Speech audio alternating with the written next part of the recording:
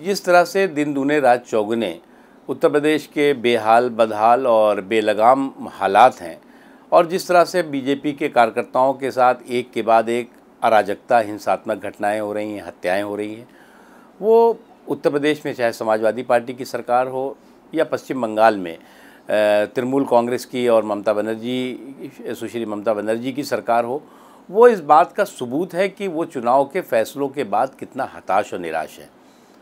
उनकी खिसकती हुई ज़मीन इस बात का, जिस तरह की उनकी अराजकता और जिस तरह से उनका रिएक्शन आ रहा है, उससे उनकी खिसकती हुई ज़मीन बहुत साफ दिखाई पड़ रही है।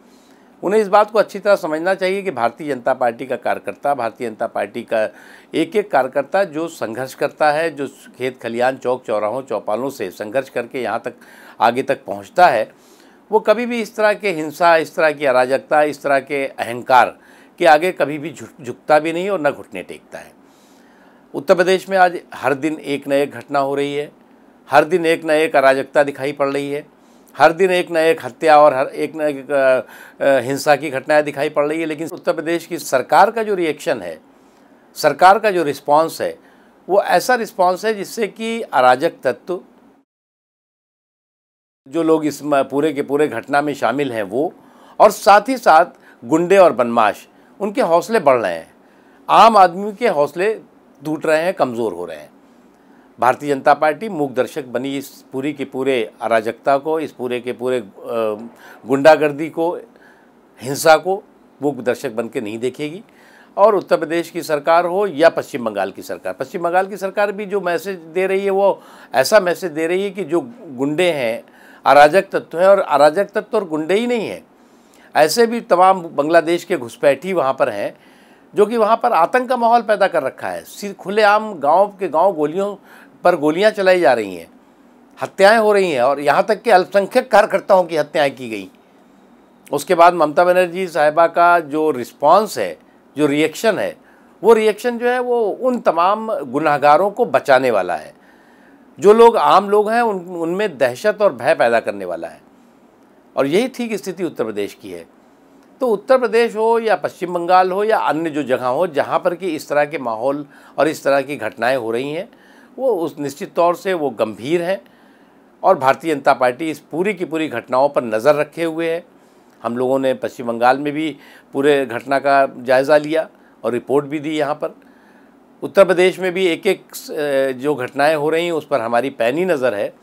और उत्तर प्रदेश की सरकार ने आज तक जो भी रिस्पांस दिया है वो सारा उनका रिस्पांस अराजक तत्वों, गुंडों और ऐसे हिंसक घटनाओं में शामिल लोगों के हौसलों को बढ़ाने वाला। जिस तरह से उत्तर प्रदेश में, जिस तरह से पश्चिम बंगाल में हो रहा है, वो निश्चित तौर से बहुत ही ख़तरनाक मानसिकता के साथ किया जा रहा है, और ऐसी मानसिकता को जनता कभी स्वीकार नहीं करती। देखिए, चुनाव में हार जीत होती रहती है।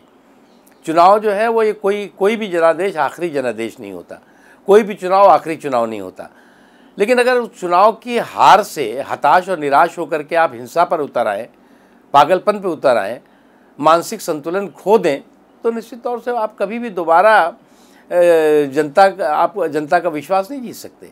और यही जो कुछ हो रहा है पश्चिम बंगाल या उत्तर प्रदेश में, वो उसी तरह की घटनाएं दिखाई पड़ रही हैं। चुनी हुई सरकार की ये रिस्पॉन्सिबिलिटी होती है कि वो चुनी हुई सरकार जो जन सरोकार है, जो जनता की समस्याएं हैं, जो जनता की सुरक्षा है, उसका ध्यान दे। अगर वो ध्यान नहीं देती तो हम लोकतांत्रिक ढंग से उसका विरोध करेंगे, हम प्रदर्शन करेंगे, हम धरने देंगे, हम सरकार को विधानसभाओं से लेकर के और सड़कों तक उसको घेरेंगे। और यही हम कर रहे हैं, उत्तर प्रदेश में भी कर रहे हैं और पश्चिम बंगाल में भी कर रहे हैं। हमने उत्तर प्रदेश की सरकार मांग की है कि अगर आपके हाथ में प्रशासनिक ताना बाना मजबूती के साथ नहीं रह गया है, आज आप जो है वो, अगर आप राजनीतिक रूप से पूरी तरह से निकम्मे हो गए हैं और प्रशासनिक रूप से पूरी तरह से नाकाम हो गए हैं, तो ऐसा निकम्मापन और ऐसी नाकामी न तो जनता बर्दाश्त करेगी और न भाजपा बर्दाश्त करेगी। भारतीय जनता पार्टी अपने कार्यकर्ताओं की भी रक्षा, अपने उत्तर प्रदेश के आम लोगों की भी रक्षा के लिए प्रतिबद्ध है, संकल्पबद्ध है, और हम इस बारे में आगे भी पार्टी निर्णय करेगी और कड़े कदम उठाएगी, कड़ी कार्रवाई करेगी।